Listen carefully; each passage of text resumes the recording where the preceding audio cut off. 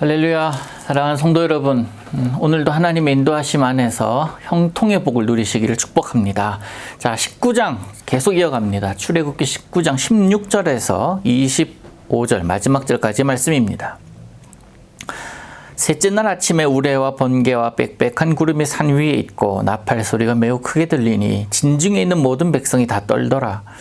모세가 하나님을 맞으려고 백성을 거느리고 진에서 나오매 그들이 산 기슭에 서 있는데 시내산에 연기가 자욱하니 여호와께서 불 가운데서 거기 강림하심이라.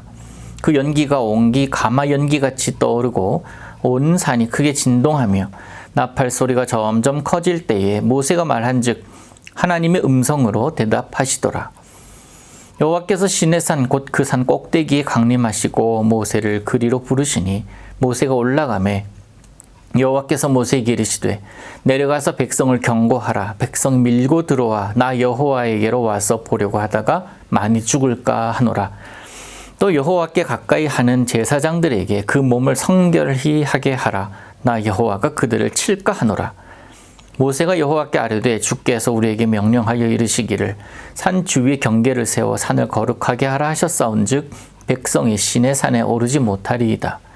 여호와께서 그에게 이르시되 가라. 너는 내려가서 아론과 함께 올라오고 제사장들과 백성에게는 경계를 넘어 나 여호와에게로 올라오지 못하게 하라. 내가 그들을 칠까 하노라. 모세가 백성에게 내려가서 그들에게 알리니라. 아멘. 우리가 예상 못한 타이밍에 번개가 번쩍하고 우르르 쾅쾅 천둥이 치면 어떤 마음이 듭니까? 무섭습니다.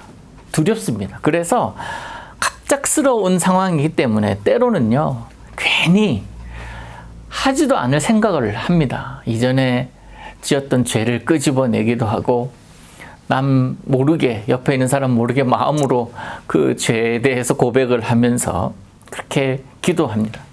제가 그러거든요. 드디어 오늘 본문에 보니까 사흘째 되던 날, 하나님께서 셋째 날 아침에 그들에게 임하십니다. 시내산 꼭대기에 임하십니다. 그리고 하나님께서 제사장들에게 권하기를 성결하라 말씀하십니다. 그렇지 않으면 칠 수도 있다 말씀하시잖아요. 하나님 거룩하시기에 그 거룩을 훼손하는 자가 있으면 내가 칠 수 있거든요. 경고하십니다. 또한 백성이 그 모습을 보고자 밀고 들어올 것을 염려하시면서 모세에게 선을 정확하게 그으라라고 말씀하십니다.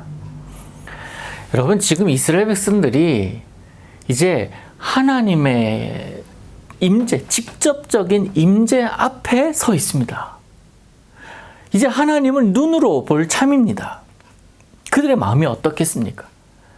듣기만 하던, 모세를 통해서 알기만 하던, 그리고 나타나는 현상을 통해서 하나님이 하신 것이다 라고 이야기를 듣던 그 하나님을 직접 알려날 기회, 지금 그 순간에 서 있는 겁니다.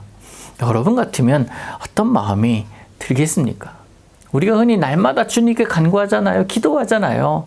그럴 때마다 하나님 응답하시지 않습니까? 그것이 우리가 신앙생활하는 힘인데, 정작 주님 앞에 이제 선다, 주님께서 오늘 나타날 것이다 라고 경고하시고 말씀하시고 그때가 되었다 라고 생각하면 여러분 어떤 마음이 들겠습니까?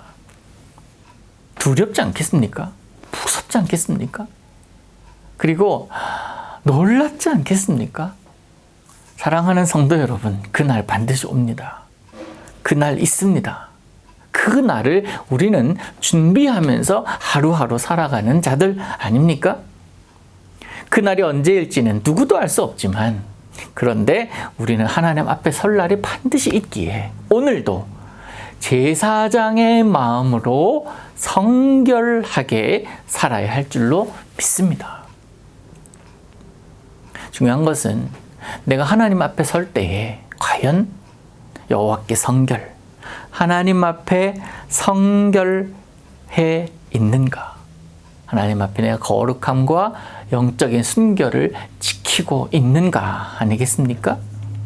과연 하나님 앞에 설 수 있는 마음을 소유한 자냐는 것입니다. 여러분 어떻습니까?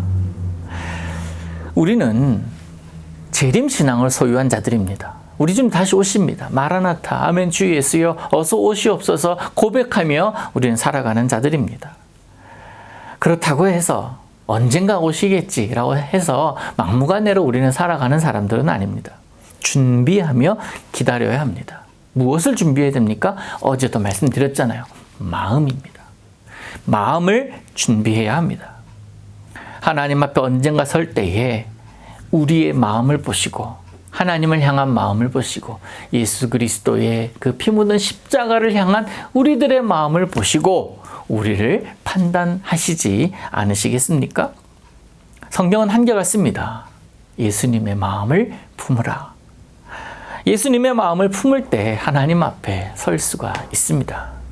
분노해야 할 때 분노해야 하고 멈추어 서야 할 때 서는 것, 품어주어야 할 때 품는 모습, 그게 예수님의 모습이었습니다. 사랑하는 성도 여러분, 오늘 어떤 상황을 여러분이 살아갈지 우리는 아무도 모릅니다. 알 수가 없습니다. 어떤 상황이 여러분을 기다리고 있을지 모르지만 매 순간순간마다 예수님의 마음을 품고 사람을 대하고 상황을 지내시기를 소망합니다. 하나님 앞에 선 이 이스라엘 백성들, 오늘도 여러분의 삶의 자리에 하나님은 함께 서실 것입니다. 하나님과 동행하는 자들, 하나님의 인도함을 받는 자들, 여러분의 모습에 거기에서 아마 나타나지 않겠습니까? 하나님의 마음에 합한 자들의 모습으로 오늘도 살아가시기를 우리 예수님 이름으로 축복합니다. 하나님 아버지, 이스라엘 백성들이 드디어 사흘째 되던 날에 하나님의 임재 앞에 섰습니다. 우리도 역시 오늘 하나님의 임재 앞에 하나님과의 조우가 있을 터인데, 하나님, 우리가 하나님 앞에 설 때에 우리의 마음을 보실 터이니 우리의 마음이 하나님께 합하게 하옵소서. 오늘도 예수님의 마음을 품고 살아가는 자들 되게 하여 주시고 정확하게 하나님 앞에 선 자로 오늘 살게 하여 주옵소서. 예수님의 이름으로 기도하옵나이다. 아멘.